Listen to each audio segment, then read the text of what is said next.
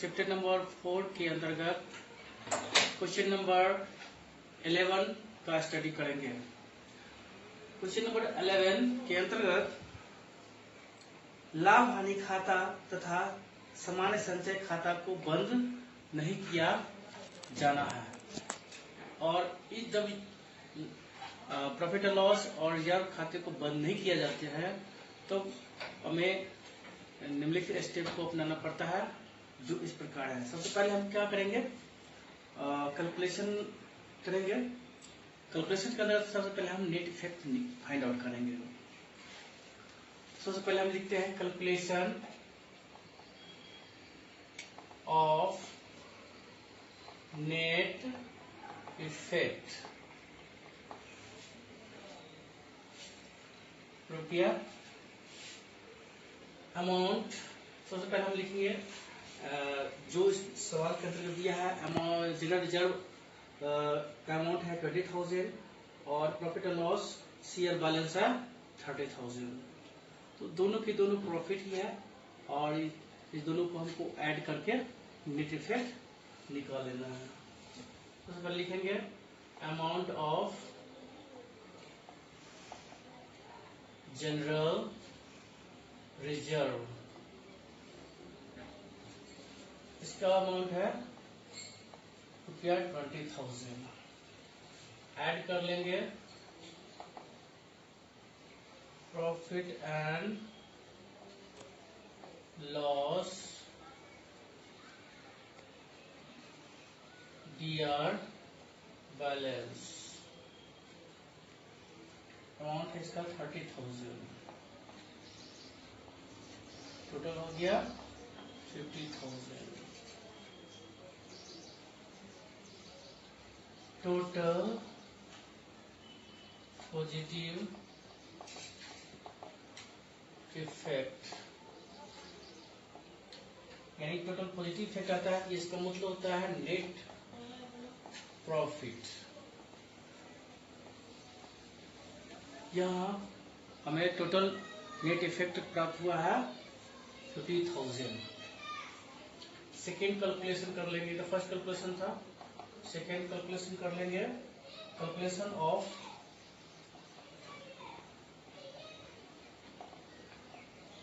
Sacrifice and gains of partners.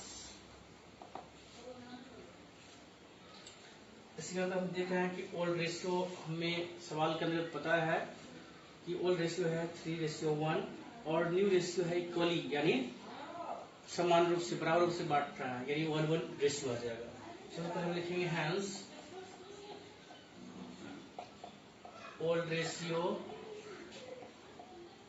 Of A and B equal 3:1 और हम लिख सकते हैं 3/4 और 1/4, क्योंकि दोनों का अनुपातिक यानी सम प्रोपोर्शन 3:1 को हम लेते हैं, ऐड करते हैं तो हो जाएगा 4, यानी प्रत्येक 4 भाग में 3 भाग A का है, प्रत्येक 4 भाग में 1 भाग B का होगा।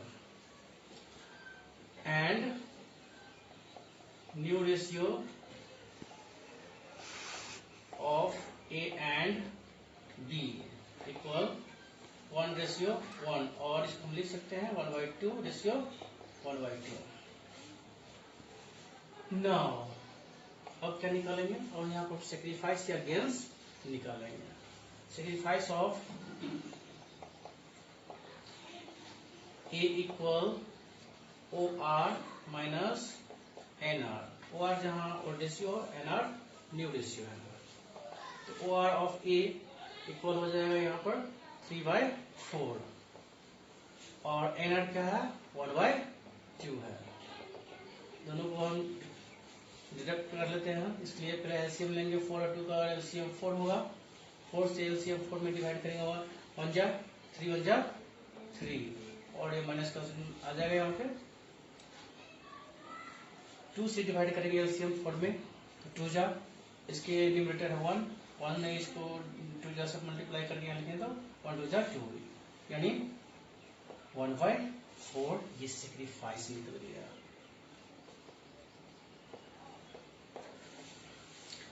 And sacrifice of B.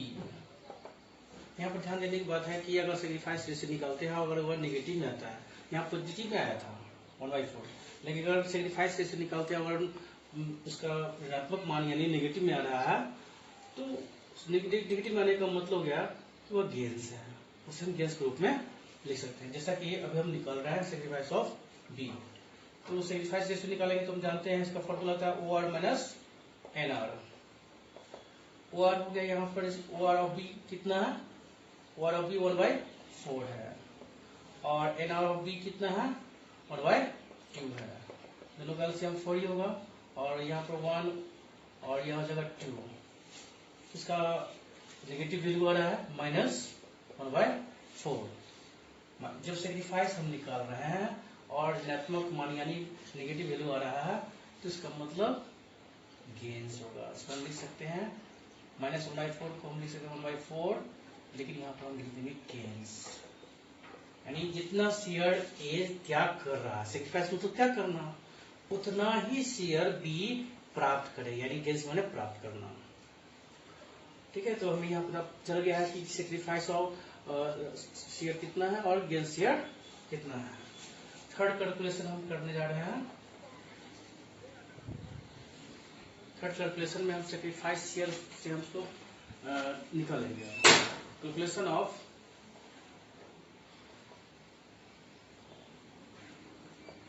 Sacrifice share और gain share in net effect. Net effect कितना आया था रुपया 50,000, जो पहला कैलकुलेशन में ही हमें प्राप्त हो चुका है। Show A share in net effect equal रुपया 50,000, और एज का ये सेक्रीफाइस किया है जिसका यहाँ पर 1/4 है। काटने के बाद हमें प्राप्त हो जाएगा ये 12,500 and B share in net effect equal रुपया 50,000 इंटू बी। यहाँ पर गेन कर रहा है और गेन शेयर भी 1/4 ही है, सो उतना ही रुपया यहाँ पर आ जाएगा, लेकिन ये गेन्स कर रहा है।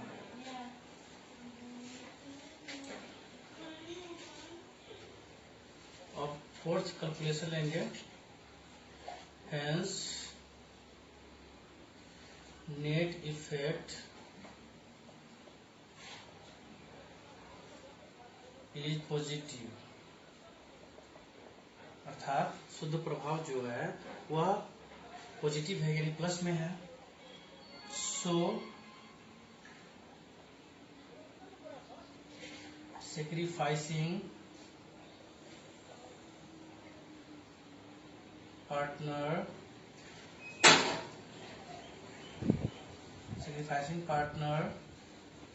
ए capital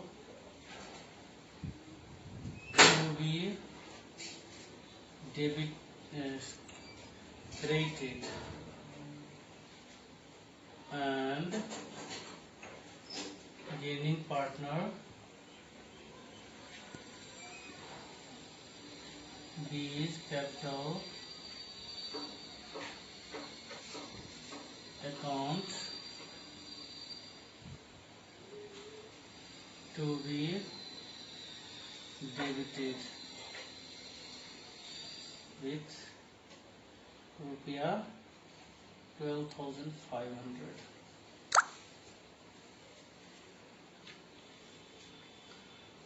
अब इसके लिए हम सिंगल एडजस्टमेंट एंट्री करेंगे। इसके लिए हम जर्नल का प्रोफार्मा ले लेंगे।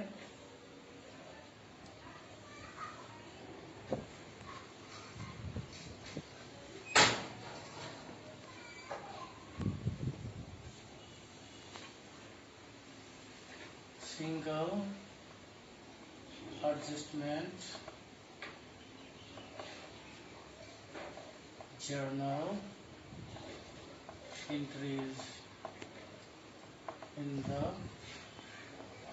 books of the firm। पहला कॉलम डेट का हो जाएगा, दूसरा कॉलम पार्टिकुलर्स, जैसा कि आप लोग जानते ही हैं। तीसरा कॉलम LF लेजर फेलियर, और चौथा कॉलम हो जाएगा अमाउंट DR। अमाउंट पांचवा कॉलम हो जाएगा अमाउंट CR। तो जैसा कि निष्कर्ष में कहा गया है कि जब नेट इफेक्ट पॉजिटिव हो, यहाँ पर ध्यान देने की बात है कि नेट इफेक्ट नेगेटिव भी आ सकता है और नेट इफेक्ट पॉजिटिव भी आ सकता है। यहाँ पॉजिटिव है, तो पॉजिटिव रहने पर सेक्रीफाइसिंग पार्टनर को CR किया जाता है यानी क्रेडिट किया जाता है, और गेनिंग पार्टनर को डेबिट यानी DR किया जाता है जर्नल में। लेकिन अगर यहाँ पर नेट इफेक्ट अगर निगेटिव आता तो सेक्रीफाइसिंग पार्टनर को डेबिट किया जाता और गेनिंग पार्टनर को क्रेडिट किया जाता। अब आते हैं जर्नल पर, तो यहाँ पर निष्कर्ष हमें पता चल गया है। अब यहाँ पे लिखेंगे गेनिंग पार्टनर B है, तो यहाँ पे लिखेंगे B is capital account DR to A is capital account. Amount हो जाएगा 12,500 DR और CR में भी 12,500। नरेशन लिखेंगे being the proportionate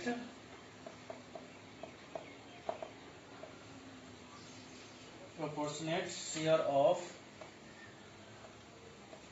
net effect adjusted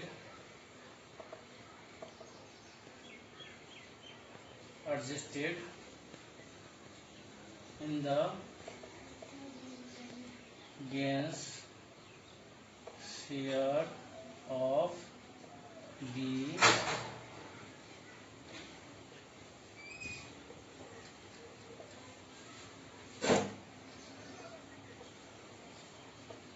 gross total में दोनों DR CR में उतना ही अमाउंट आ जाएगा 12,500।